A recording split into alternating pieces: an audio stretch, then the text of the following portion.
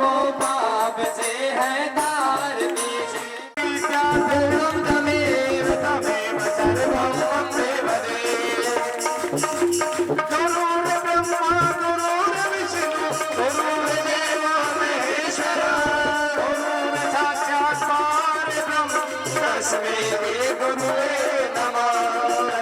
श्री गुरुवे नमः। हरे राम हरे कृष्ण कृष्ण कृष्ण हरे हरे। हरे राम राम राम हरे हरे, हरे कृष्ण कृष्ण कृष्ण हरे हरे। हरे राम हरे हरे कृष्ण कृष्ण कृष्ण हरे हरे। हरे राम राम हरे हरे, हरे कृष्ण कृष्ण कृष्ण हरे हरे। हरे कृष्ण कृष्ण कृष्ण हरे हरे।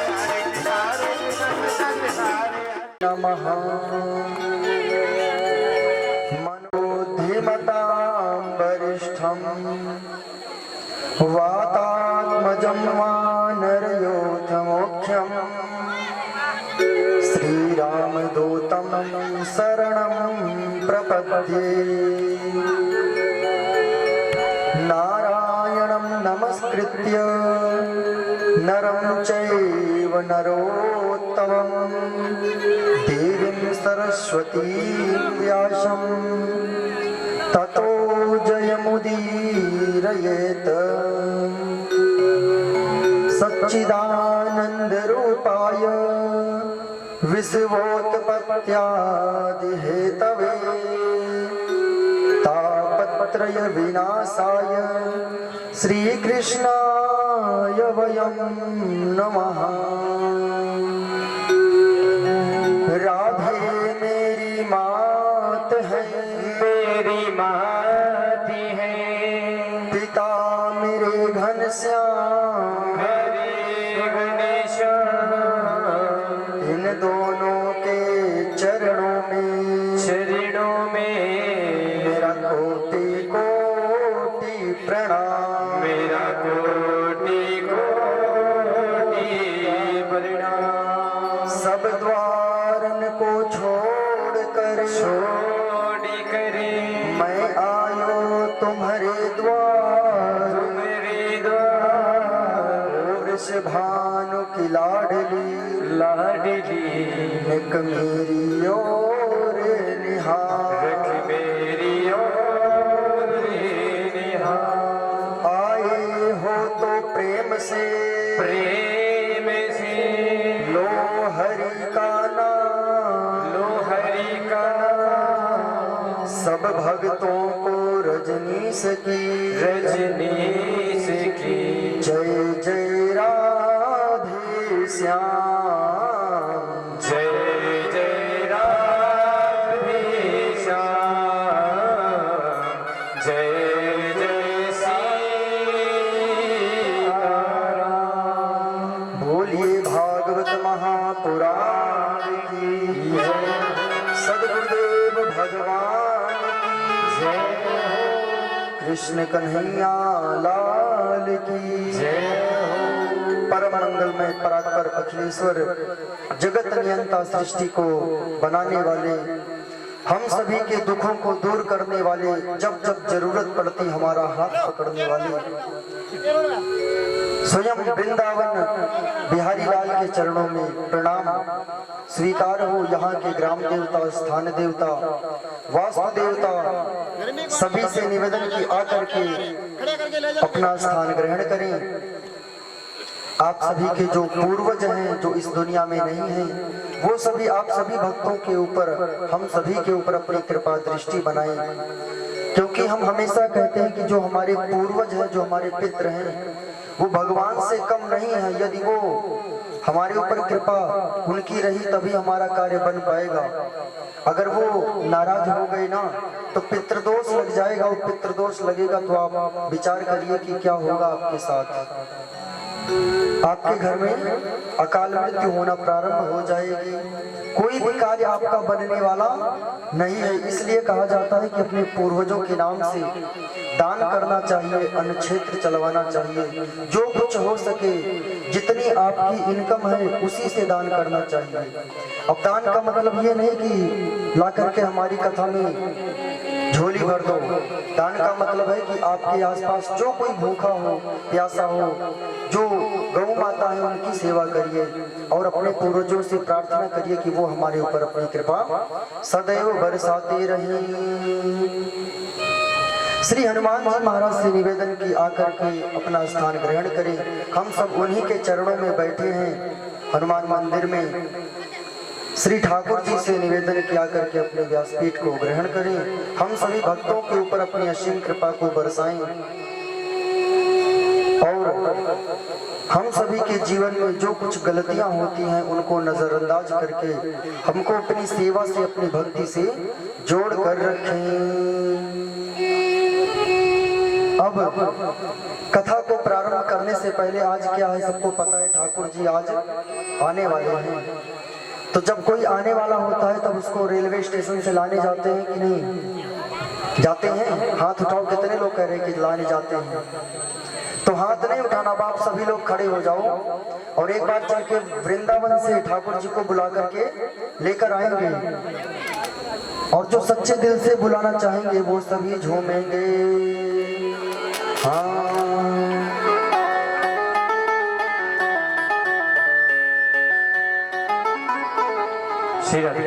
हाँ, वृंदावन जाऊंगी सखी, वृंदावन जाऊंगी,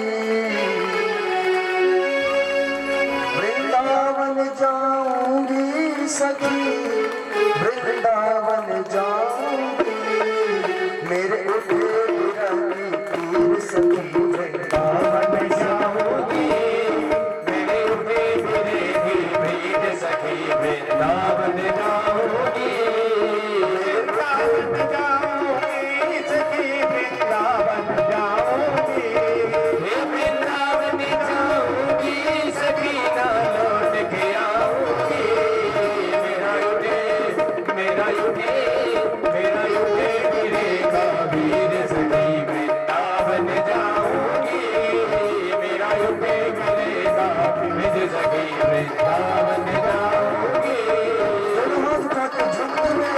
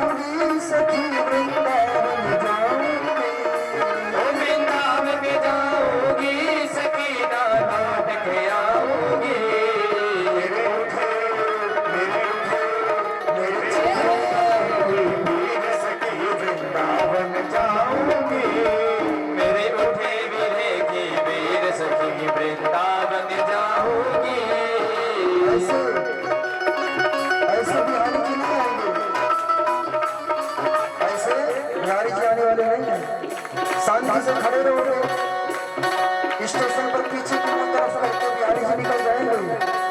सभी लोग दोनों हाथ उठा के झूमते हुए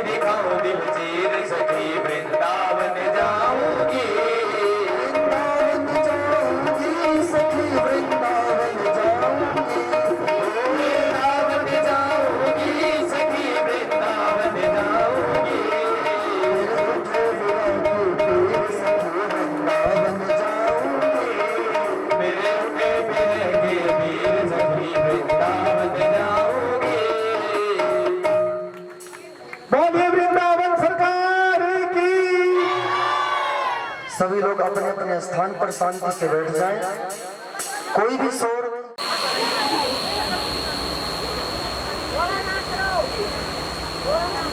बातें तो नहीं कर रहे कोई। सभी लोग शांति से बैठे, कोई बात ना करे, ना आगे के ना पीछे के। अगर कोई बात करे उसको पीछे बिठा दो। सुखदेव जी महाराज ने राजा परीक्षित से कहा कि एक बार की बात है, जो देवताओं के गुरु हैं बृहस्पति जी, उनका आगमन हुआ इंद्रलोक में। उस समय इंद्र उत्सव मना रहे थे, अप्सराओं को बुलवाकर बाजे बजवाकर नृत्य कर रहे थे सब। तभी वहां पर गुरु जी का आगमन हुआ और इंद्र ने अपने गुरु जी का अपमान कर दिया, उन्हें बैठने के लिए स्थान नहीं दिया, ना उनको जल पूछा, ना उनको कुछ पूछा, ना बैठने का स्थान दिया। तब राजा परीक्षित ने सुखदेव जी से कहा, कस्य हेतोः परित्यक्त्वा आचार्येणात्मनासुराः, कस्य हेतोः परित्यक्त्वा आचार्येणात्मनासुराः। सुखदेव जी से पूछा कि इंद्र ने अपने गुरु का अपमान क्यों किया। तब सुखदेव जी महाराज कहते हैं कि विनाश काले विपरीत बुद्धि, जब इंसान का गलत समय आने वाला रहता है ना, तब उसकी बुद्धि फिर जाती है, अपने माँ बाप से बैर ले लेता है। वो माँ बाप जो हमेशा उसका साथ देते थे, उनसे वो झगड़ा कर लेगा, और झगड़ा भी ऐसे करेगा कि माँ बाप भी पूछने नहीं आएंगे, उनका दिल इतना दुख जाएगा। और फिर वो ऐसी गलती कर बैठेगा कि इतना फंस जाएगा कि कोई निकालने वाला नहीं मिलेगा। इंद्र का भी बुरा समय आने वाला था, तब उनकी बुद्धि जो थी वो फिर गई। अपने गुरु का अपमान कर दिया, ना बैठने के लिए आसन दिया, न जलपान पूछा, ना कुछ पूछा। राजा परीक्षित ने सुखदेव जी से पूछा कि इस लीला का मतलब क्या है, क्या ये लीला हमें क्या सिखाना चाहती है। तब सुखदेव जी ने कहा कि कलयुग के जो बच्चे होंगे ना, वो अपने गुरु के प्रति, अपने टीचर के प्रति अच्छी भावना नहीं रखेंगे। कोई टीचर उनको डांट देगा तो बच्चे तो ऐसे इतने मूर्ख हो गए हैं आज के बच्चे के अपने टीचर को गाली देते हैं, यहाँ तक कि ये भी कह देते कि स्कूल के बाहर मिलना तुमको देखकर निपट लेंगे। ऐसे भी बच्चे होते हैं। इस लीला को इसलिए लिखा गया है भागवत में कि जो भी इस कथा को सुनेगा, जो माता पिता सुनेंगे, जो बच्चे सुनेंगे, उनके मन में ऐसा भाव आएगा कि इंद्र ने अपने गुरु का एक बार अपमान किया, सिर्फ बैठने के लिए कुर्सी नहीं दी, तो अभी देखना उनको कितना बड़ा दंड मिलता है, क्या क्या भोगते हैं वो। हाँ, इसलिए कभी गुरु का अपमान नहीं करना चाहिए। कोई जरूरी नहीं कि वो गुरु आपके स्कूल में पढ़ाने वाली टीचर ही हो, वो गुरु आपकी माँ भी हो सकती है, वो गुरु आपके पिता भी हो सकते हैं, वो गुरु आपके बड़े भाई भी, बड़ी बहन भी हो सकती है। इसलिए कभी किसी का अपमान नहीं करना चाहिए। भगवान ने हमको इंसान इसलिए बनाया है कि हमें सोचने की, समझने की शक्ति दी है। कुछ करने से पहले सोच लो एक बार, क्योंकि बिना विचारे जो करे सो पाछे पछताए, काम बिगाड़े आपनो जग में होत हंसाए। यदि आप कोई गलत कार्य करेंगे ना, तो आपके पड़ोसी आपका मजा लेंगे। मान लो कि आपके भाई से आपका झगड़ा हो गया, तो वही पड़ोसी आपके पास आएगा और कहेगा आपके भैया ने आपके साथ बड़ा गलत किया, ऐसा नहीं करना चाहिए था। और फिर आपके भाई के पास जाएंगे तो कहेंगे आपके छोटे भाई ने बहुत गलत कर दिया आपके साथ। मतलब उनका काम क्या है, झगड़ा लगाना। और अगर झगड़ा हो भाई भाई में, बाप बेटे में, तो पिता ये विचार करे कि मेरा खून है, मेरा औलाद है, मैंने पाल पोस कर बड़ा किया है, कोई बात नहीं, कुछ बोल दे, गलत सुन लिया करो। हाँ, अगर बेटे को पिताजी कुछ कह दें तो बेटे को ये सोचना चाहिए कि इन्होंने मुझे पाल पोस कर बड़ा किया है, इनकी वजह से मैं इतना काबिल हुआ हूँ, इतना लायक हुआ हूँ मुझे इनका सम्मान करना चाहिए, कभी अपमान नहीं करना चाहिए। जो बुराइयां हो उनको एक कान से सुनो, दूसरे कान से निकाल दो। लेकिन लोग क्या है ना, जो गलत बातें होंगी उसको पकड़ लेते हैं, जो अच्छी बातें होती हैं उसे छोड़ देते हैं। माँ बाप 18 वर्ष 20 वर्ष तक पालते पोसते हैं, और जरा सा पिताजी ने क्या कह दिया कि तुम खुद से कमाकर कुछ करो, मुंह फुलाकर बैठ जाएगा। तो मुझे पिताजी ने ये कह दिया कि कमाकर खा लो। उन्होंने तुम्हारे अच्छे के लिए कहा है। आजकल जो बाप बेटे हैं, बड़े भाई से झगड़ा सिर्फ इसी कारण से होता है कि अगर किसी ने जरा सी डांट लगा दी तो बोलना बंद कर देंगे, और किसी तीसरे को पता लग गया कि इन दोनों में झगड़ा हुआ, फिर वो जो बाकी रहेगा वो पूरा कर देगा। इसलिए सुखदेव जी ने राजा परीक्षित से कहा कि कभी भी किसी का अपमान नहीं करना चाहिए, गुरु का अपमान नहीं करना चाहिए। इंद्र ने अपने गुरु का अपमान किया। गुरु जी आए, उनको बैठने को आसन नहीं दिया, ना पीने को जल पूछा। गुरु जी थोड़ी देर खड़े रहे, किसी ने नहीं पूछा, तब गुरु जी वहां से चले गए। जब गुरु जी चले गए तब वो उत्सव समाप्त हुआ। जो सुंदरियां नृत्य कर रही थी, अप्सराएं, वो बंद हुआ। तब सभी देवता गए इंद्र के पास, बोले कि गुरु जी आए थे, उनका अपमान हो गया, आपने उनको बैठने के लिए जगह नहीं पूछी। इंद्र को बड़ा पछतावा हुआ। अब पछताए का हुई जब चिड़िया चुग गई, फिर पछतावा हुआ, लेकिन देर में हुआ। पछताते तो सभी हैं, लेकिन थोड़ा देर से, और तब तक समय निकल जाता है। इंद्र को अपनी गलती का एहसास हुआ, पीछे पीछे गए गुरुजी के। गुरुजी इतना दूर चले गए कि गुरुजी उनको नहीं मिले। जब गुरुजी नहीं मिले तो वापस आए, और गुरु बिना भवनी की तरह ही ना कोई, गुरु के बिना किसी का कल्याण नहीं हो सकता। इंद्र के गुरु जी, देवताओं के गुरु चले गए, तब ये ब्रह्मा जी के पास गए और ब्रह्मा जी से बोले कि हमारे गुरु जी चले गए हैं, हमारे ऊपर कृपा करिए, हम क्या करें। गुरु जी नहीं रहेंगे तो यज्ञ नहीं होंगे, और यज्ञ नहीं होंगे तो हमारा कल्याण नहीं होगा, इसलिए हमारे ऊपर आप कृपा करिए। तब ब्रह्मा जी ने कहा कि आप त्वष्टा देवता के पास जाइए और वो आपको कुछ ना कुछ मार्ग बताएंगे। त्वष्टा देवता के पास सभी देवता गए, उनसे निवेदन किया कि आप हमारे गुरु बन जाएं। उन्होंने कहा हम आपके गुरु नहीं बन सकते, लेकिन हमारा बेटा है, उसका नाम है विश्वरूप, हम उसे आपका गुरु बना सकते हैं, अपने बेटे को। त्वष्टा देवता ने अपने बेटे को बुलाया, उनका बेटा आया, गुरु बनाकर इंद्र के साथ भेज दिया। इंद्र के साथ विश्वरूप आ गए, और आने के बाद यज्ञ करना प्रारंभ कर दिए। लगभग 10-15 दिन यज्ञ करते रहे। ये जो विश्वरूप है, इनके पिता त्वष्टा ये देवकुल के हैं, और जो इनकी माता है, इनकी माता का नाम रचना है, वो दैत्य कुल की है। इनकी मैया राक्षसनी है और इनके पिताजी देवता हैं। इसलिए इन्होंने सोचा कि मेरी माँ ने मुझे जन्म दिया है, मुझे उनके कल्याण के लिए भी कुछ करना चाहिए। इसलिए जिस सामग्री से देवताओं के लिए यज्ञ करते थे, हवन करते थे, उसमें 3 आहुति अपने माँ के नाम से डालने लगे और 2 आहुति देवताओं के नाम से। तो जो राक्षस थे वो ज्यादा बलशाली होने लगे। इस बात का पता इंद्र को चला, तो इंद्र अपनी तलवार को उठाई और विश्वरूप के गले को काट दिया, काटकर हवन कुंड में डाल दिया। हवन कुंड में डाल दिया तो ये ब्राह्मण के पुत्र थे, ब्राह्मण थे। ब्रह्म हत्या प्रकट हो गई। जब ब्रह्म हत्या प्रकट हुई तब ब्रह्म हत्या ने इंद्र से कहा कि मैं आपको लगूंगी, क्योंकि आपने ब्राह्मण का वध किया है। ना इंद्र अपने गुरु का अपमान करते, ना आज इनको ब्रह्म हत्या लगती।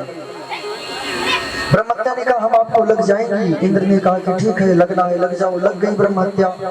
अब इंद्र गए बड़े से समुद्र में, समुद्र के अंदर प्रवेश कर गए। उसमें कमल के पुष्प खिले थे। अब उसका प्रायश्चित करने के लिए कमल की तंतुओं में चले गए। हजारों वर्षों तक उसमें बैठे रहे, तपस्या करते रहे, भगवान का नाम जपते रहे। लेकिन ब्रह्म हत्या उनकी छोटी नहीं। बाहर निकले, और बाहर निकले तो इंद्रलोक में आए सभी देवताओं ने कहा कि अब कुछ करिए, उपाय करिए। अगर उपाय नहीं करेंगे तो आपको ब्रह्म हत्या लगी है, आपको इंद्रलोक में जगह नहीं मिलेगा। क्योंकि जो पापी व्यक्ति होते हैं ना, उनको ना नरकों में जगह मिलती है, ना स्वर्ग में जगह मिलती है, ना ही वैकुंठ। वैकुंठ तो बहुत दूर की बात है। इनको बोले कि आप कुछ उपाय करिए। तब इंद्र ने अपने मन में संकल्प किया और सुखदेव जी महाराज राजा परीक्षित से कहते हैं, तस्यासन विश्वरूपस्य शिरांसि त्रीणि भारत सोमपीठ सुरापीठ मन्नादमिति सुश्रुम। सुखदेव जी ने राजा परीक्षित से कहा कि इंद्र ने सृष्टि से 4 लोगों को बुलवाया और ब्रह्महत्या को 4 भागों में बांट दिया। सबसे पहले पृथ्वी को बुलाया और पृथ्वी माँ से कहा कि आप हमारी ब्रह्महत्या को ले लीजिए। पृथ्वी माँ ने कहा कि हम ब्रह्महत्या ले लेंगे, लेकिन हमें क्या मिलेगा, कोई वरदान दीजिए। तब इंद्र ने कहा कि आप ब्रह्महत्या को अगर ले लेंगी तो मैं आपको ऐसा वरदान दूंगा कि आप में कितने भी छोटे बड़े गड्ढे होंगे वो गड्ढे बरसात। कश्यप क्रोध में आकर के कहता है, अगर अगली बार तुमने पूछ लिया उसका नाम तो तुरंत ही मैं तुमको मार दूंगा, छोड़ूंगा नहीं वैसे। कयाधु जी गई भोजन बनाकर हिरण्यकश्यप को करा दी।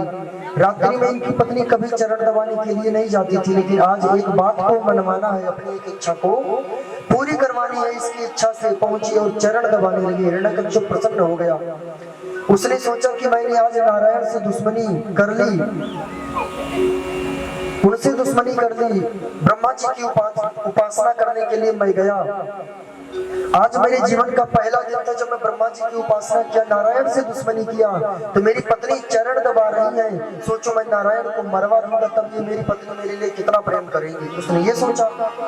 चरण दबाते दबाते इन्होंने पूछ लिया कि आप वो तोता क्या कह रहा था। ये तो प्रेमी थे, चरण दबा रही थी, प्रसन्न थे, बोल दिए कुछ नहीं, बस नारायण नारायण कह रहा था। 108 बार पूरा हो गया। हिरण्यकश्यप ने अपने पूरे दिन भर में 108 बार भगवान का नाम जपा था। इनकी पत्नी कयाधु ने नाम बुलवाया था, वो भजन करने वाली पहले से थी। उस रात्रि ये दोनों सोते हैं और भगवान के नाम को जप करके सोए थे। इनकी पत्नी भजन करने वाली। उसी रात्रि कयाधु गर्भाधान संस्कार हुआ। वो गर्भवती हो गई उसी रात्रि जिस दिन उसने भगवान का नाम जपा था। वो गर्भवती हो गई। दूसरे दिन हिरण्यकश्यप तपस्या करने के लिए चला गया और तपस्या करने लगा। कई वर्ष बीत गए तपस्या करते करते। इंद्र ने देखा कि जब से ये तपस्या कर रहा है चारों तरफ उत्पात हो रहा है। इस विचार से उसने देखा कि कयाधु के गर्भ में हिरण्यकश्यप का बच्चा है। इसका पिता इतना दुष्ट है, इतना दैत्य है, इतना बड़ा, तो इसका बेटा कितना बड़ा दैत्य होगा। इंद्र पहुंचे, कयाधु जी को लेकर के आसमान में जाने लगे, विमान में बिठा करके मारने के लिए। नारद जी आए। नारद जी ने कहा कि ये जो कयाधु जी हैं ये भगवान का पूजन करते हैं, उनकी अनन्य भक्त हैं। इनके गर्भ में राक्षस नहीं, इनके गर्भ में तो भक्तराज प्रहलाद पल रहे हैं जिनके लिए भगवान नारायण अवतार देंगे। ऐसा सुना तो इंद्र छोड़ दिए। नारद जी लेकर के गए कयाधु को अपने कुटिया में संतों की सेवा करते हुए। 9 महीने का समय पूरा हुआ और उनके गर्भ से भक्त प्रहलाद का जन्म हुआ। बोलिए प्रहलाद जी महाराज की जय हो। जब प्रहलाद जी का जन्म हुआ उधर उसकी तपस्या पूरी हुई। हिरण्यकश्यप की ब्रह्मा जी आए, वरदान मांग लिया, ना दिन में मरूं, ना रात में मरूं, ना सुबह मरूं, ना शाम को मरूं, आपके बनाए 12 महीनों में ना मरूं, न धरती पर न आकाश में किसी अस्त्र शस्त्र से ना मरूं, न इंसान से मरूं, न जानवर से मरूं। ब्रह्मा जी ने तथास्तु कहकर अंतर्ध्यान हो गए। अपने घर पर आया, देखा कि एक बालक खेल रहा है, छोटा सा बालक। प्रसन्न हो गया। उधर मेरी तपस्या पूरी हो गई, इधर हमको बच्चा मिल गया। तपस्या करके आया। जो भी ब्राह्मण, जो भी ऋषि मुनि संत नारायण की पूजा करते, यज्ञ करते, उनकी यज्ञ में वो गाय का मांस डलवाने लगा। उनके यज्ञ में हवन में कुत्ते की हड्डी डलवाने लगा। गलत कार्य करने लगा, संतों को सताने लगा। जब संतों को सताने लगा, हिरण्यकश्यप अपने गुरु जी को बुलाया। शुक्राचार्य बोला कि हमारा बेटा है प्रहलाद, ये बड़ा हो गया, इसको लेकर के जाइए और शिक्षा दीजिए। देवताओं के जो गुरु हैं वो दूसरे हैं और जो दैत्यों के गुरु हैं वो दूसरे हैं, अलग अलग गुरु हैं। उनके गुरु हैं। शुक्राचार्य भेज दिया अपने बेटे को। गुरु जी लेकर के गए, पढ़ाए। 1 वर्ष तक उनके पास पढ़ते रहे। 1 वर्ष बाद लेकर के आए। पिताजी ने पूछा कहो तुम क्या पढ़ के आए हो? तब प्रहलाद जी ने कहा श्रवणम कीर्तनम विष्णुम समरणम पाद सेवनम अर्चनम वंदनम दास्यम सख्यम आत्मनिवेदनम। इस सृष्टि में आपकी नजर जहां से चालू होती है जहां तक जाती है चारों तरफ भगवान ही है, भगवान नारायण है। हरि व्यापक सर्वत्र समाना, प्रेम से प्रकट हो ही मैं जाना, भगवान कण कण में है। नवदा भक्ति का ज्ञान दिया। हिरण्यकश्यप उठाकर जमीन पर पटक दिए। गुरुजी दोबारा से लेकर गए, शिक्षा देकर के लेकर के आए। दोबारा से उसने कहा श्रवणम कीर्तनम विष्णुम। वही शिक्षा बालक जो अपनी माँ के गर्भ से सीख करके आता है ना, वही बार वैसा ही आचरण करता है। ये प्रहलाद जी भगवान की कथा को माँ के गर्भ में सुने थे, बाहर आए तो भगवान को ही मानते हैं और किसी को नहीं मानते। भगवान नारायण को ही अपना इष्ट मानते हैं। पिताजी ने देखा कि मेरे दुश्मन का नाम लेता है, सैनिकों को बुलवाया, बेटे को भेज दिया ले जाकर सबसे ऊंची चोटी से समुद्र में फेंक दो, मर जाएगा। मैं नहीं चाहता कि मेरे दुश्मन का नाम कोई ले। सैनिक लेकर के गए प्रहलाद जी को सबसे ऊंची चोटी से धरती की सबसे ऊंची चोटी से समुद्र में फेंकवा दिया। समुद्र में फेंके, ऊपर से नीचे को गिर रहे थे। प्रहलाद जी की आंख से एक अश्रु की धार निकली, एक बूंद अश्रु समुद्र में जाकर गिरने ही वाली थी। तभी वहां भगवान नारायण प्रकट हो गए और नारायण भगवान ने अपनी गोद में प्रहलाद जी को पकड़ लिया। वहां पर उनकी रक्षा के ला करके बाहर रखा। इनके पिताजी ने 4-5 पागल हाथी बुलवाए, हाथियों के सामने फेंक दिया कि मर जाएगा, पागल हाथी चढ़ जाएंगे। उस पागल हाथी में भी प्रहलाद जी ने भगवान नारायण का दर्शन किया और भगवान नारायण की कृपा से पागल हाथी ने भी प्रहलाद जी का कुछ नहीं किया, वहां भी वो बच गए। विष को पिलवा दिया, जहर को पिलवा दिया, चरणामृत बनाकर उसको भी पी गए, बच गए। काल कोठरी में बंद कर दिया, जेल खाने में बंद कर दिया और काले सांप को छोड़वा दिया कि प्रहलाद जी को काटेगा, मर जाएंगे। वो सांप गया प्रहलाद जी के पास। प्रहलाद जी हाथ जोड़कर बोले हे कन्हैया, हे मेरे सरकार, आप सांवले रंग के हैं, हमारे पिताजी के सामने से आप नहीं आ सकते, इसलिए आपने सांप का रूप धारण कर लिया। काले सर्प से भगवान नारायण प्रकट हो गए। भगवान ने कहा बेटा तो मुझे जहां से चाहता है वहां से प्रकट कर देता है, मैं तेरी भक्ति से प्रसन्न हूँ। हिरण्यकश्यप के पता चला कि इससे भी नहीं मरा, तब वो अपनी बहन होलिका को बुलवाया। होलिका को ब्रह्मा जी से वरदान था कि तुम अग्नि में कभी जलोगी नहीं। जब जो चीजें हमको प्राप्त होती है ना, वो अच्छे कार्यों के लिए प्राप्त होती है। भगवान ने आपको धन दिया है तो अच्छे कार्य करिए, गलत कार्य ना करिए। भगवान ने आपको बुद्धि दी है तो उस बुद्धि का प्रयोग करिए झगड़े को मिटाने के लिए, ना कि झगड़ा को बढ़ाने के लिए। भगवान ब्रह्मा जी ने होलिका को दिया था कि तुम किसी की रक्षा करना, अग्नि में जल रहा होगा। हिरण्यकश्यप ने कहा कि तुम इसको लेकर के आग में बैठ जाओ, ये मर जाएगा, तुम बच जाओगे। लेकर के बैठी, अग्नि को जलाई गई। जब अग्नि जली तब प्रहलाद जी बच गए, होलिका जलने लगी। भगवान की ऐसी कृपा हुई, होलिका दहन को देखा तो नर नारी खुशी मनाते हैं। होलिका जली प्रहलाद बचे, हिरण्यकश्यप अश्रु बहाते हैं। हिरण्यकश्यप रोने लगा, पकड़ करके लेकर के आया महलों में अपने बेटे को, घसीटते हुए लेकर के आया और उससे पूछ लिया कि कहाँ है तेरा भगवान, दिखा तेरा भगवान कहाँ है। प्रहलाद जी ने कहा हरि व्यापक सर्वत्र समाना, प्रेम से प्रकट हो ही मैं जाना। भगवान को देखने के लिए प्रेम की आंखों की जरूरत है, प्रेम के नेत्र चाहिए। भगवान के दर्शन सभी को नहीं होते हैं। हिरण्यकश्यप गुस्से में क्रोधित होकर अपनी तलवार को निकाला और बोला कि आज तेरे भगवान को प्रकट होना पड़ेगा, अगर नहीं हुए तो मैं तुझे मार दूंगा। हिरण्यकश्यप क्रोध में पूछता है कि क्या ये जो खंभा है इसमें भगवान है? प्रहलाद जी ने कहा कि हरि व्यापक सर्वत्र समाना, भगवान का वास कण कण में है, तो खंभे में भी भगवान है। एक मुष्टिका का भयंकर प्रहार किया। किसने? हिरण्यकश्यप ने खंभे पर।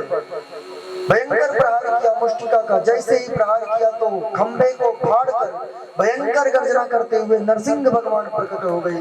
बोलिए नरसिंह भगवान की जय हो। भयंकर गर्जना करते हुए नरसिंह भगवान प्रकट हुए। जब वो प्रकट हुए तो बड़े बड़े आकाश जो बरसात करने वाले बादल होते हैं सब गरजने लगे। बरसात के लिए जोर से हवाएं चलने लगी। चारों तरफ हाहाकार मच गया। जब खंबा फटा तो भगवान नरसिंह आए, हिरण्यकश्यप को अपनी गोद में बिठाए ले जाकर के घर के चौखट पर बैठ गई। भगवान ने हिरण्यकश्यप से कहा कि मैं तुमको मार दूंगा। हिरण्यकश्यप ने कहा कि मुझे तो वरदान प्राप्त है, ना दिन में मरूंगा ना रात में मरूंगा। भगवान ने कहा ये कौन सा समय है? उसने कहा कि ये तो ना दिन है ना रात है। कौन सा समय है? कौन सा समय है?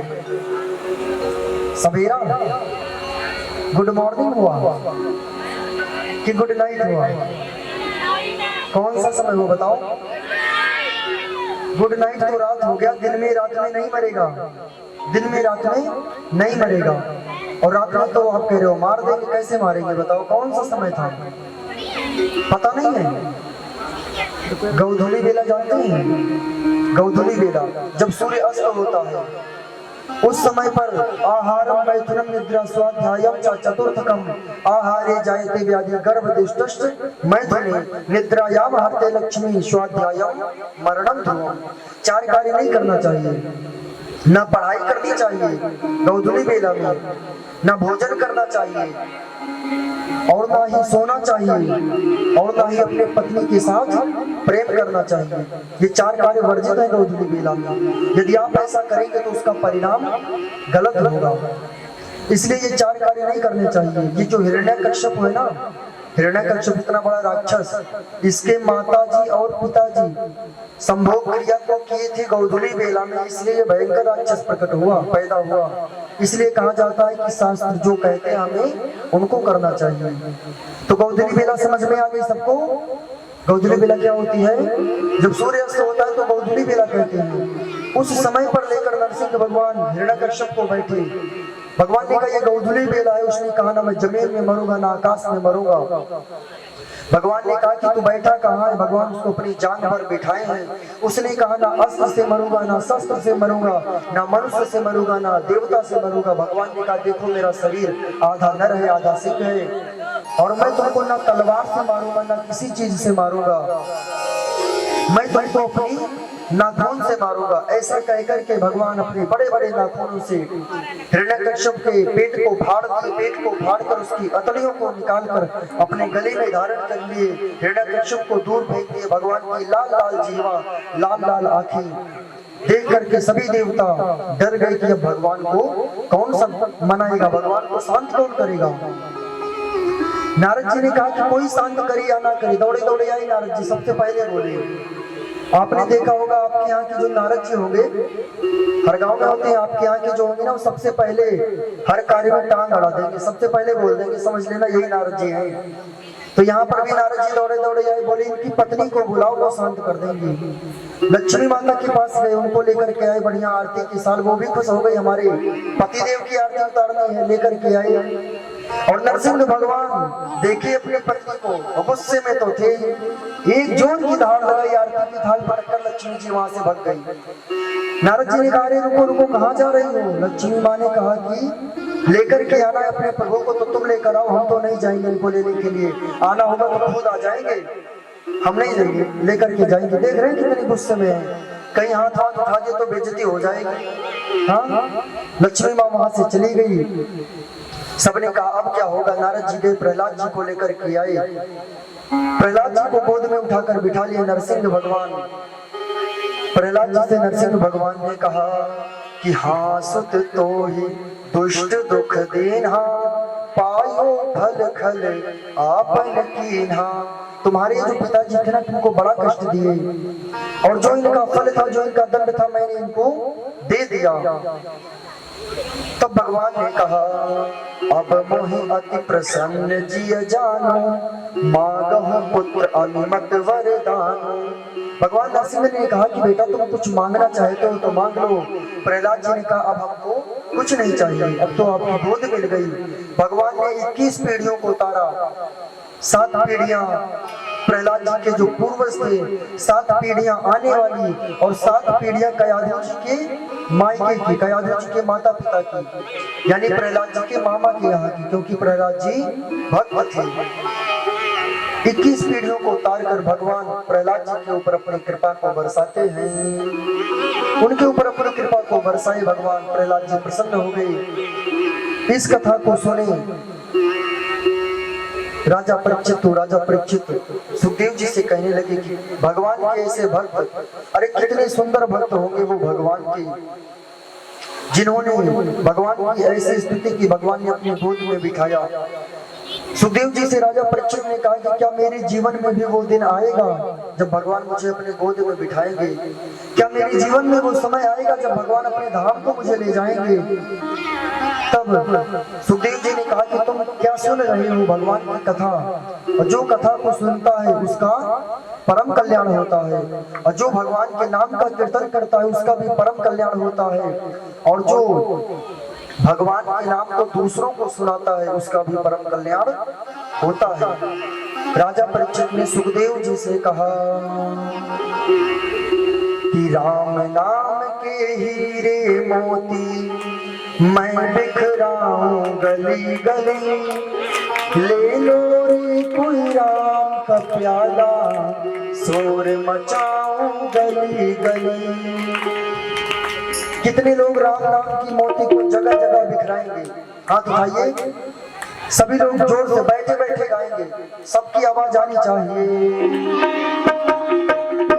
राम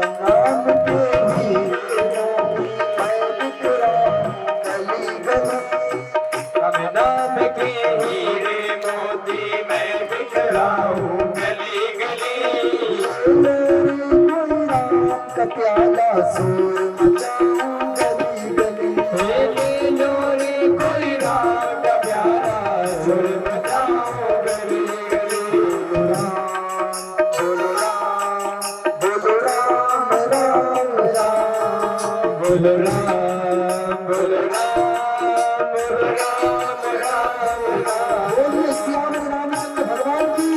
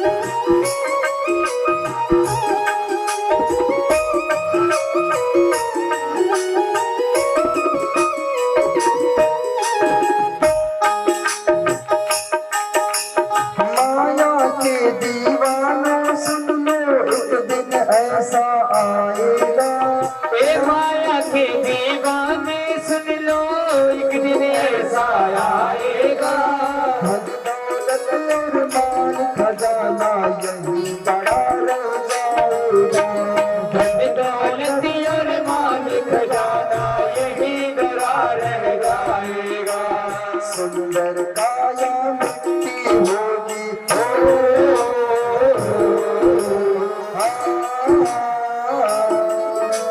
सुंदर काया मिट्टी होगी, चर्चा होगी गली गली, ले लो रे कोई राम का प्यारा, शोर मचाऊं गली गली। बोलो राम, बोलो राम, बोलो राम, राम राम, बोलो राम, बोलो राम, बोलो राम, राम राम।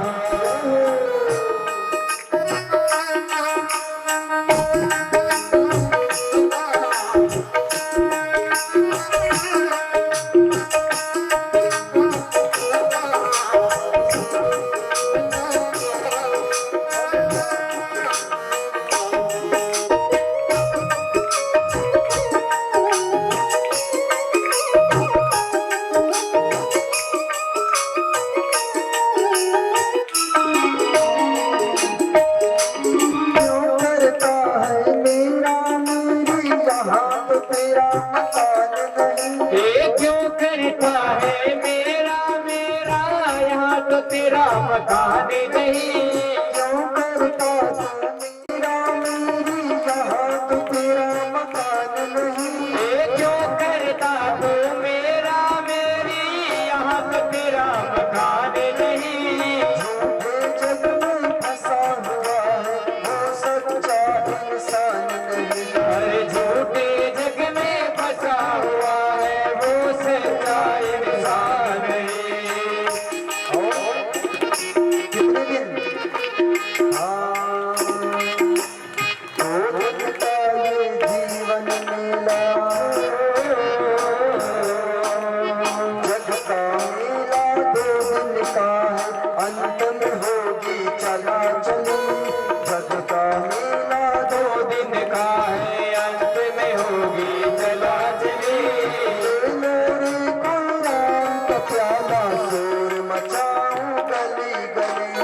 ले लो रे कोई राम का प्यारा शोर मचाऊं गली गली। बोलो राम बोलो राम बोलो राम राम राम।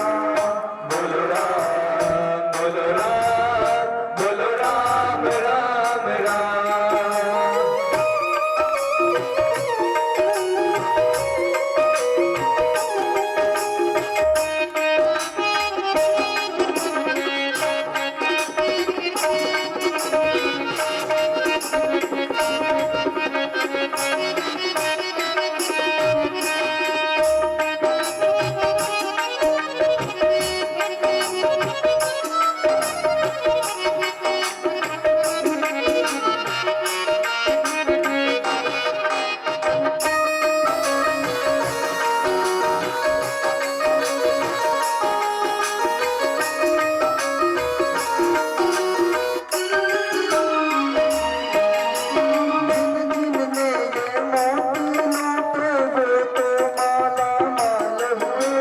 जिन जिनने ये मोती लूटे वो तो माला माल हुए। जिस जिसने ये मोती लूटे वो तो माला माल हुए। जिन जिन ये मोती लूटे वो तो माला माल हुए। धन दौलत के बने पुजारी आखिर वो कंगाल हुए। अरे धन दौलत के बने पुजारी आखिर वो कंगाल हुए। चांदी सोने वालों सुन लो हो।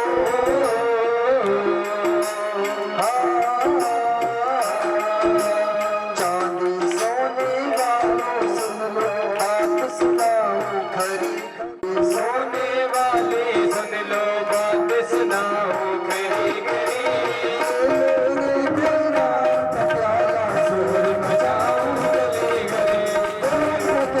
बोलो राम का प्यारा शोर मचाओ गली गली। बोलो राम बोलो राम बोलो राम राम राम। बोलो राम बोलो राम बोलो राम राम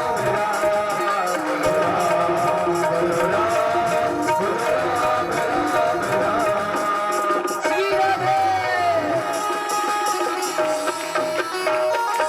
होली वृंदावन बिहारी लाल की। भागवत महापुराण की जय हो।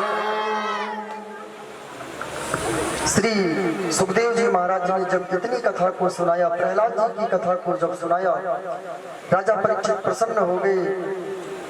राजा परीक्षित ने सुखदेव जी महाराज से प्रश्न किया कि क्या कोई ऐसा भी हुआ, क्या कोई ऐसा जानवर भी हुआ जिसके लिए भगवान बैकुंठ को छोड़ करके भक्त के लिए आए हो। तब सुखदेव जी महाराज ने कहा आसीद गिरिवरो राजंसी त्रिकुट इति विस्तृतः क्षेरो देना व्रत श्रीमान्योज योजनायुतमोच्छ्रितः। सुखदेव जी महाराज ने राजा परीक्षित से कहा कि एक हाथी था, गजेंद्र नाम का हाथी था। सभी लोग सामने ध्यान दें, बात ना करिए। जिनके सामने पानी जा रहा है वो पी ले, पड़ोसी का ना देखे। पड़ोसी को देख लिए और कहीं नजर लग गई तो फिर कल सुनना पड़ेगा कि फलानी ने नजर लगा दी, हाँ पेट गड़बड़ हो गया। इसलिए सामने देखो, बचकर रहोगे। पड़ोसियों को ना ताको। ठीक है, बोलिए कृष्ण कन्हैया लाल की जय हो।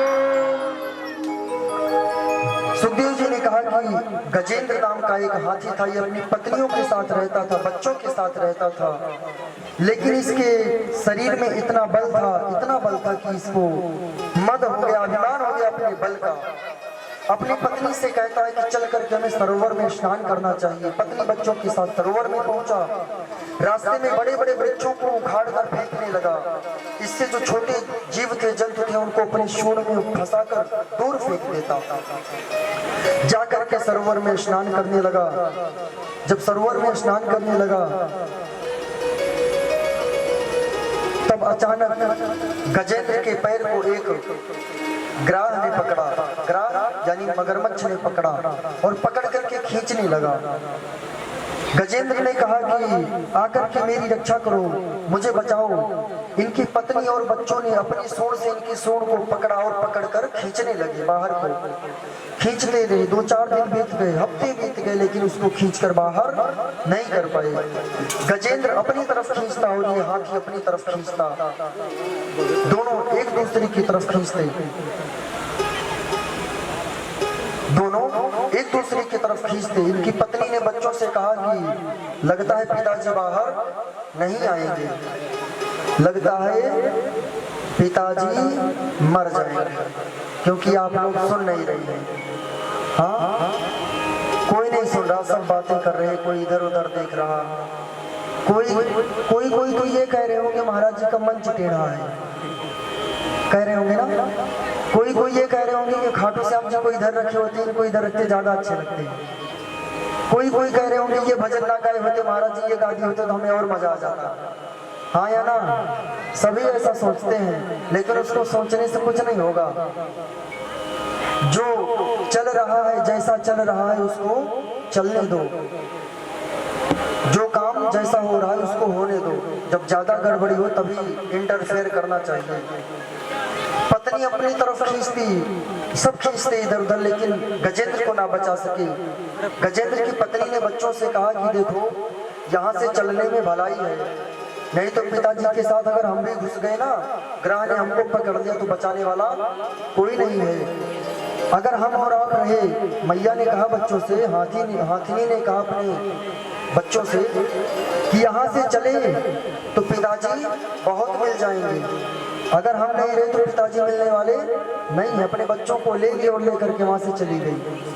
अब ये बेचारे पिताजी क्या करते, गजेंद्र साहब अपनी तरफ खींचते, वो अपनी तरफ खींचते, 1000 वर्ष बीत गए खींचते, लेकिन किसी की जीत नहीं हुई।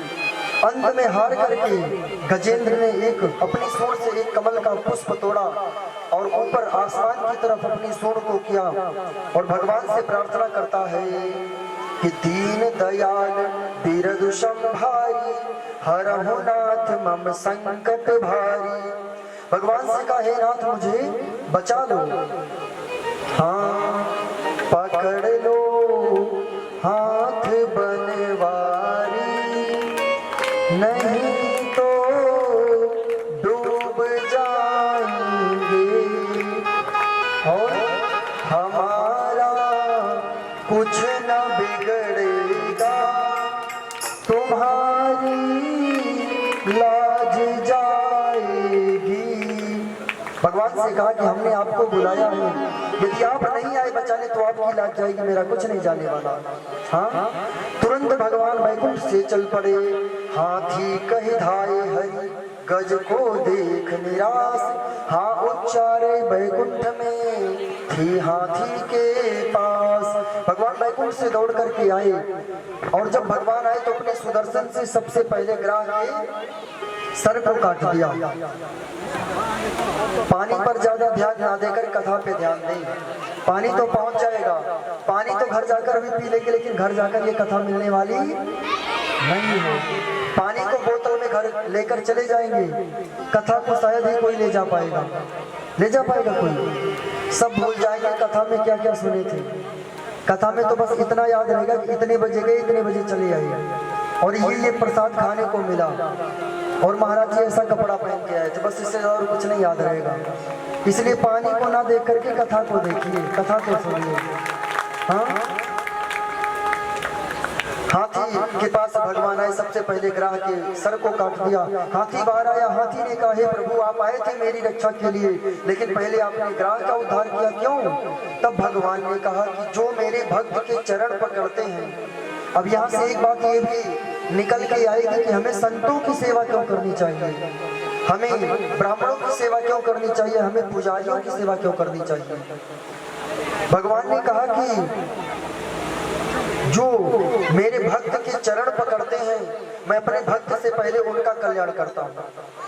इस बात का सार क्या है? सार ये है कि जो पुजारी भगवान के मंदिर में प्रतिदिन सेवा करते हैं भगवान की, वो पुजारी भगवान के भक्त हैं।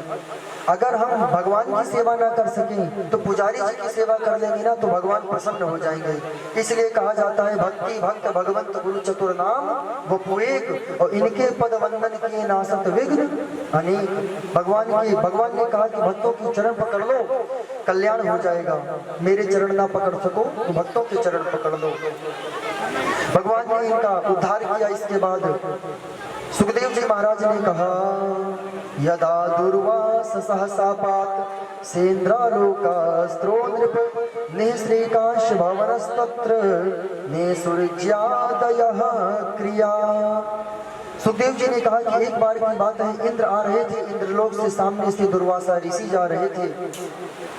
दुर्वासा ऋषि और इंद्र जब मिले तो इंद्र ने, दुर्वासा ऋषि ने अपने गले में जो माला पड़ी थी फूल की, उस माला को निकालकर इंद्र के गले में डाल दी कि ये देवता है, इनका सम्मान हो जाए। इंद्र ने सोचा कि ये मुझे अपनी पहनी हुई माला पहना रहा है, मेरा अपमान कर रहा है। उस माला को उतार करके इंद्र ने अपने ऐरावत हाथी को पहना दिया। ऐरावत हाथी ने कहा कि सबसे मूर्ख हम ही हैं जो हमको पहना दिया। दुर्वासा ने उतारी तो तुमने पहन लिया, तुमसे उतरकर मैं पहन लिया, मैं सबसे बेकार हूँ। उसने अपने सूंड से उस माला को जमीन पर फेंक कर अपने पैर से उसको कुचल दिया। तब दुर्वासा जी ने श्राप दे दिया कि निःश्रीकाश भवनस्तत्र निसृज्यादयः क्रिया। अब आप सभी देवता, इंद्रादि देवता श्रीहीन हो जाओ, आपके पास कोई धन, कोई वैभव, कोई संपदा नहीं रह जाएगी। श्राप देकर के चले गए। तब इंद्र के पास, इंद्र का इंद्रासन से छिन गया, जो इनकी उपाधियां थी सब छिन गई। ब्रह्मा जी के पास गए, ब्रह्मा जी से बोले कि हमारे ऊपर कृपा करो। ब्रह्मा जी ने कहा कि सूर्य नर मुनि सब कई यह रीति, स्वार्थ लागी करहि सब प्रीति।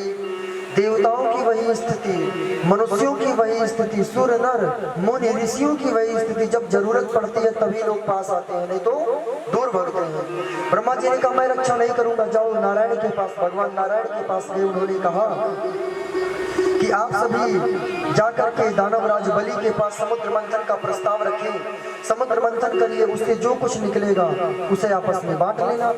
विष निकलेगा, अमृत निकलेगा, उसको पी लेंगे तो आपकी वैभव, आपकी संपदा पुनः मिल जाएगी। ऐसा विचार करके दानवराज बलि के सामने इंद्रादि देवताओं ने प्रस्ताव रखा समुद्र मंथन का। वो सभी राजी हो गए, भगवान के पास आए, बोले राजी हैं। भगवान ने कहा जाओ समुद्र मंथन करो, मद्राचल पर्वत को समुद्र में डालकर वासुकी नाग की रस्सी को बनाओ और समुद्र का मंथन करो। आप लोगों के यहाँ, कितने लोगों के यहाँ दही बनता है?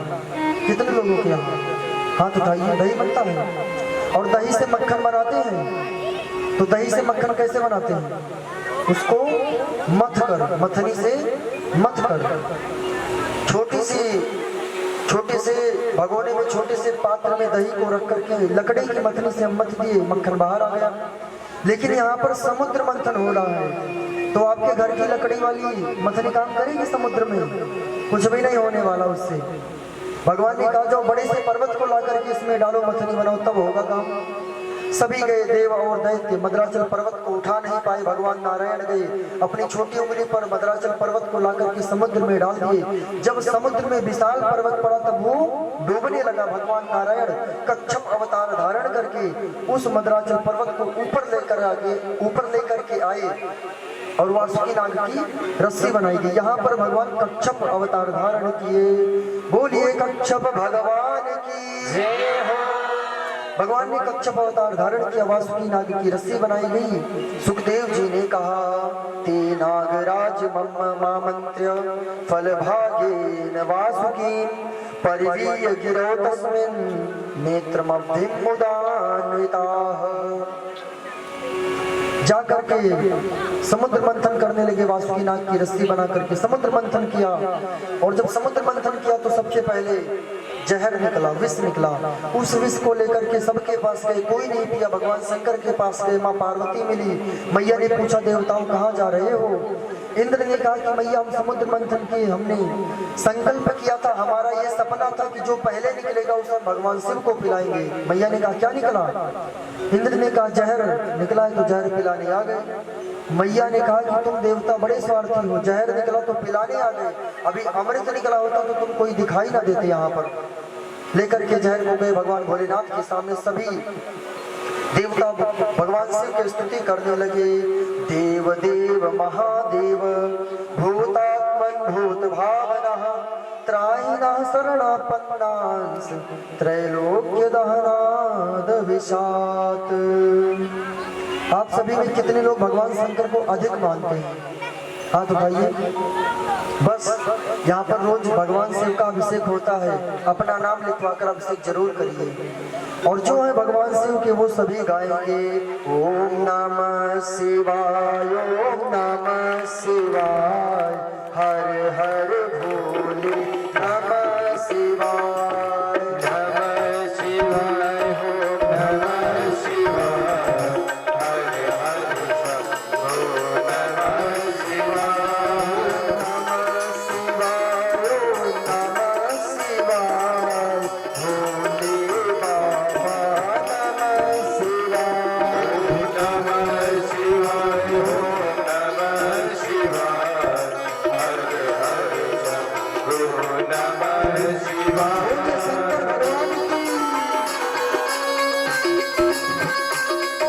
शंकर भगवान की गंगाधराय शिव गंगाधराय नमः शिवाय, नमः शिवाय, गंगाधराय शिव गंगाधराय नमः शिवाय, शिव नमः शिवाय, नमः शिवाय, ओम नमः शिवाय, भोले बाबा नमः शिवाय, नमः शिवाय, ओम नमः शिवाय, हर हर नमः शिवाय। बोलिए शंकर भगवान की। भगवान शिव वैष्णवा नाम शंभु देवताओं को कष्ट में जान करके उस विष को अपने भगवान शिव ने पिया और पी करके ना मुख में रखा ना अपने हृदय में उतारा, उसको अपने कंठ में रखा। जब से कंठ में रखा तो उनका कंठ नीला हो गया, तभी से भगवान शिव का एक नाम बढ़ गया। बोलिए नीलकंठ भगवान की जय हो। जब भगवान शिव जहर को पी रहे थे, विष को पी रहे थे, तब भगवान शिव के सामने उनके शरीर पर सर्प रहते हैं, बिच्छू रहते हैं। जब तक समुद्र मंथन नहीं हुआ था तब तक सर्पों में बिच्छुओं में जहर नहीं था। जब समुद्र मंथन हुआ, भगवान शिव जहर को पिए तो जो कुछ हिस्सा उनके मुख से जमीन पर टपक गया, बिच्छुओं ने उसको पान किया, सर्पों ने पान किया, तब से उनके अंदर में जहर हो गया, सर्पों में बिच्छुओं में। भगवान शिव जहर का पान किया, आकर के पूरा समुद्र मंथन हुआ और 14 रत्न निकले। 14 रत्न क्या निकले? श्री रंभा विसुवारुणी अमीय शंख गजराज धनुष कल्प तरु वैद्यमणि कामधेनु शशिबाज। जहर के बाद सबसे पहले कामधेनु गाय निकली, जिसे ऋषियों को दी गई उच्चैश्रवा नाम का घोड़ा निकला जिसे राजा बलि को दिया गया। कौस्तुभ मणि निकली जिसे भगवान ने ली। लक्ष्मी ने भगवान को अपना वर धारण किया। 14 रत्न जो निकले वो सभी को प्रदान कर दिए गए। 14 रत्न सभी को प्रदान कर दिए गए। अंत में भगवान धन्वंतरी अमृत का कलश लेकर के निकले। बोलिए धन्वंतरी भगवान की जय हो। धन्वंतरी भगवान अमृत का कलश लेकर के निकले। जब अमृत का कलश लेकर के निकले तो देवता और दैत्य सब लेकर के भागने लगे, छीन करके हम पिएंगे हम पिएंगे। देवताओं ने भगवान से कहा, भगवान तुरंत मोहिनी रूप धारण करके आए। दैत्यों ने अमृत का कलश मोहिनी बने भगवान को दिया। दे करके कहा कि हम सभी को बराबर से पिला दीजिए। भगवान ने 2 पंगत लगवाई, एक देवताओं की एक दैत्यों की। भगवान ने कहा सबसे पहले देवताओं को पिला दें। क्यों? क्योंकि ऊपर का जो पतला भाग है इसे देवता पी लेंगे तो आप दैत्यों को मैं नीचे का गाढ़ा भाग पिला दूंगा। भगवान गए और सबको पिलाना प्रारंभ कर दिए। जब पिलाना प्रारंभ कर दिए तो सूर्य और चंद्रमा इन दोनों की बनती नहीं है, थोड़ा सा जगह करके बैठे थे। स्वरभानु नाम की दैत्य को पता चला कि भगवान हमारे साथ खेल खेल रहे हैं। वो गया और सूर्य और चंद्रमा के बीच में बैठ गया और अमृत को पीने के लिए जब पिलाते हुए भगवान मोहिनी आए तब मोहिनी भगवान ने अमृत को पिलाया स्वरभानु नाम के दैत्य को और उसने पी लिया। अब आप लोग कहेंगे कि भगवान तो अंतर्यामी है, भगवान तो सब जानते हैं, तो उन्होंने क्यों पिलाया? उन्होंने पिलाया इसलिए क्योंकि जब तक भगवान किसी की गलती नहीं देखते तब तक उसको दंड नहीं देते हैं। बिना गलती के किसी को दंड नहीं देते हैं। भगवान ने देवताओं को पिलाया तो देवताओं ने सबसे पहले 3 बार आचमन किया। जो लोग आज तक यजमान बन चुके हैं उनको पता होगा आचमन करना किसे कहते हैं।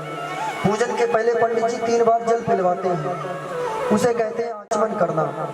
आचमन करने का नियम होता है। नियम क्या है कि अपनी हथेली पर उड़द का दाना, जानते हैं उड़द का दाना, उड़द का दाने के बराबर जल लिया जाए और उसको जब पिया जाए ना तो आपके होंठ से न सूर्य की आवाज आवे न फुर्र की आवाज आवे और उसको पी लीजिए, आपके हृदय तक पहुंच जाए। वो शुद्ध आचमन माना जाता है। भगवान ने पिलाया और ये ठहरे राक्षस, इनको आचमन करना आता ही नहीं था।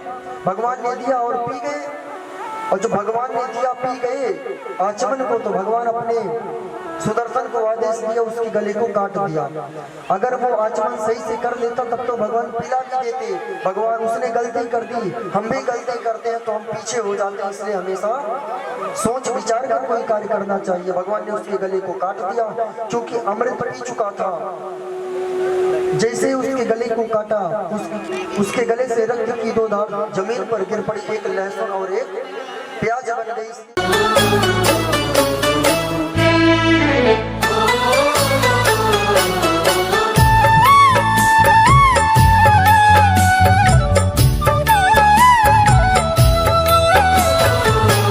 हर पहर सुबह और शाम लिया, धीरज से समय पर काम लिया।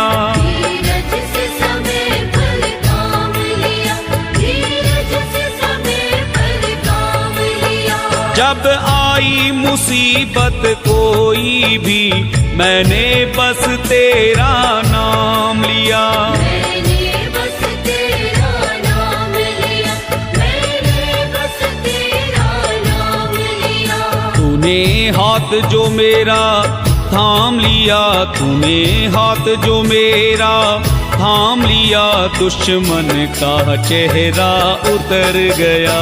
तुमसे मिल करके सावरे, तुमसे मिल करके सावरे, फूलों सा जीवन।